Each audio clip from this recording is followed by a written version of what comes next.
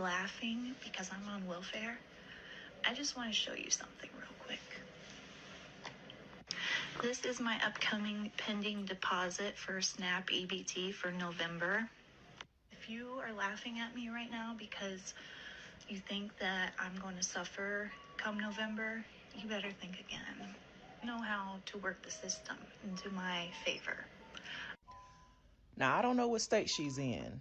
I don't know how she is able to game the system in this way, because that means she's a mom of 3. It's her, so that means they all get over $1,000 a piece to eat off of every month. 4 people. I don't know if she have a husband or a boyfriend or whatever, and they're just not working, or if she just added on extra people that she's taking care of. I don't know. But can somebody tell me, how does a person get over $4,000 worth of food stamps every single month? So, I mean, we go over things like this all the time, and I say it all the time. You know, I think that the system right now is designed for people to abuse it. The floodgates are wide open. And when you have something enticing in front of somebody to where it almost seems like you're a fool if you don't use it, right? You you got me contemplating. I mean, she just got 4,100 just deposited into her account just like that for food. Man, that am I the fool? Am I the dummy trying to go through things the right way? Because, you know, that doesn't even include what possibly her cash balance could be. And then not to even mention, she could easily be having public housing as well. And if she doesn't have it now, I mean, it can still be in the pipeline and she can be on the waiting list for it. And imagine if the rules were still the way that they used to be, where you could be getting paid like that, as well as you could live on public housing for your entire life. Imagine if the rules were still like that. That would be too good to be true. It'd be too good to pass up, right? You know, not to mention when you're having that type of money, it will be very easy for her to just, let's be honest, her and her family could easily live off the $1,500 probably in groceries. They could maybe even stretch it to 1,000, and then she could take the other 3,000 and probably convert that really quick into 2,500 or 2,200, and then get that hard cash along with possibly whatever her cash balance could be. If you don't know what a cash balance is, a lot of times we get hung up on EBT food stamps, but what I learned is that people also get cash balances where you can use that on anything: clothes, car insurance, your internet bill. So the government gives cash balances as well. It's not always just food stamps EBT. Now, before we get into the next clip, if you guys could just do me a quick favor, like the video. It only takes a second, and it actually helps me out more than you know. So I just wanted to ask on the front end, because I know it's easy to forget. I forget all the time. But if you could do that, it will help tremendously. Now, let's go ahead and get into the next clip. Cashier working at a supermarket took a picture of this migrant's receipt after using her EBT. And literally, her EBT food balance is $13,000, and her cash balance is $4,000, y'all. Can y'all believe our government gives this much money to people who are not even United States citizens, but are quick to give it to migrants who are undocumented? It actually kind of boils my freaking blood, because it's so many hard working people in this country who don't get any government assistance benefits at all. But to reload somebody's card, $13,000 is ridiculous. And this is our US tax paying money. It is a ridiculous amount of money. Even the cash balance, like cash balance is crazy. They can use that on literally anything. And it's so sad that our own citizens don't even get half of this. Not even 25% of how much these undocumented. Wow, let's just take a look at these figures for a second. $1,300, $500 just in the EBT food stamp balance. And then what did I tell y'all about that cash balance? About $4,500 in the cash balance. Now, keep in mind, they didn't just get this in one payment, right? They didn't just get these figures in one payment. They're getting so much that they're actually able to save their balance and carry it over to the next month is what's happening here, right? There's no way they got 13K in them in one payment, right? So this is basically their savings. Funny enough, whoever said people on government assistance didn't have any budgetary skills? Clearly, they have the ability to budget and be strategic with what's coming in. What it now seems like the common denominator is that they just don't want to have to work. Ain't that something? They can budget. They can actually be responsible with money given to them, but they're just lazy. They just don't want to work in some cases, in a lot of cases. Now, let's look at these figures again, because this is incredible. Listen, do you remember how I said how somebody could just take whatever their balance is and end up converting it into cash? Well, they might have something substantial here. $13,500. $13,500 food stamp balance.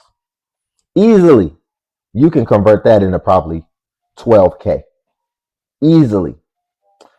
And conservatively, easily 10K. 10K hard cash right there.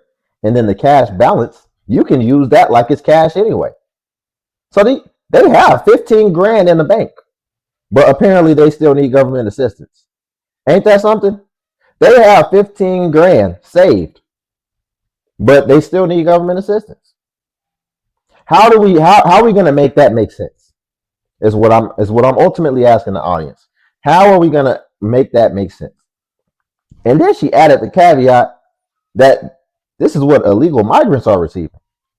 Now, I think we've touched enough about this, so I'll let you guys, tell me what you think about that fact.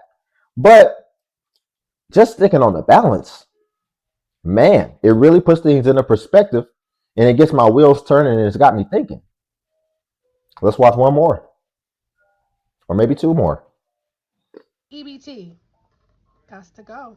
Today I make the decision I'm going to cut up my EBT card. I will no longer rely on government assistance, no more food stamps, no more cash aid. Not gonna lie, I've been on government assistance for a minute, and honestly, I feel like it just limits me. It limits me from my full potential, and I know once this card right here is gone for good, I'm just going to just reach for the stars and just go so high, because now I'm just relying on myself to provide for me and my family, and I don't know how I'm gonna do it. I have no plan, I don't know how I'm gonna supplement the income to pay for groceries and, take care of the extra bills. But I do believe that where there's a will, there's a way. And as long as I trust in God and I know that God will give me the power and give me the ideas and attract the people to me and attract my abundance to me, as in 2026 and moving forward, I will no longer be needing this. No shade to the government or anyone that gets government assistance. It's very helpful, and it helps us single moms or mothers or people that's struggling get through, get by, buy food, take care of things, get gas, get groceries, pay your bills, all that. So I am so thankful, but I'm done with this. I had my fair share. It's time for me to stand on my own 2 feet and be responsible for me and my kids. I'm a little nervous, you guys, but I'm gonna do it. It has to go. R.I.P.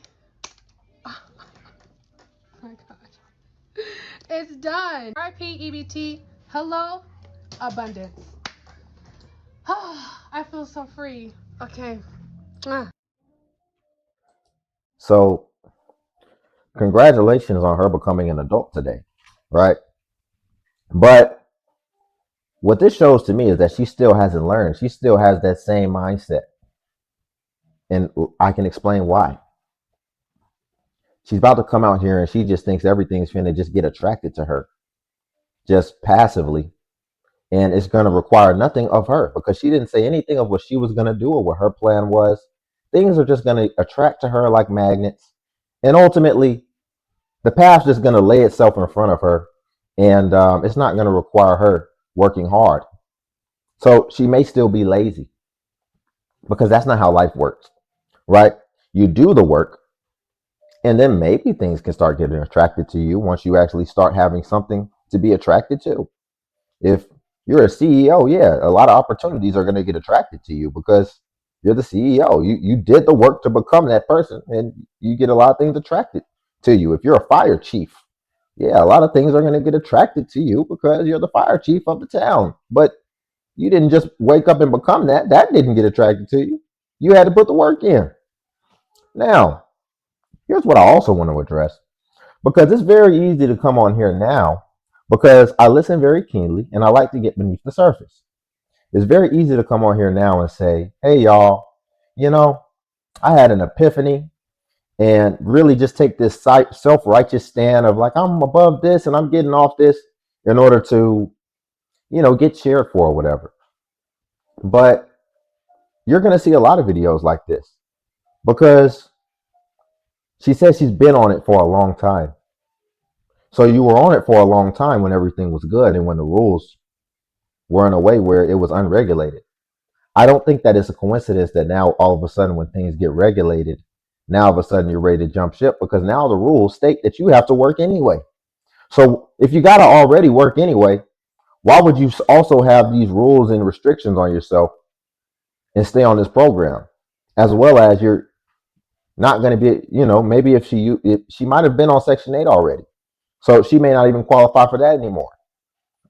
A lot of people are going to start being like this because that's what those regulations were put in place for, to get people off that don't need to be on it, because you got to work. If you're not disabled or you have something restricting you from working, you're going to have to work anyway. So a lot of people are going to be getting off of it because it's not going to be worth it anymore. And that's the point. That is the point. So I don't know if she just came to this on her own, as opposed to if she was forced and now she's decided to capitalize on her being forced and come online and make it seem like she decided to do it. Because, I think there's a very good case that's probably the reason why. But we'll watch one more.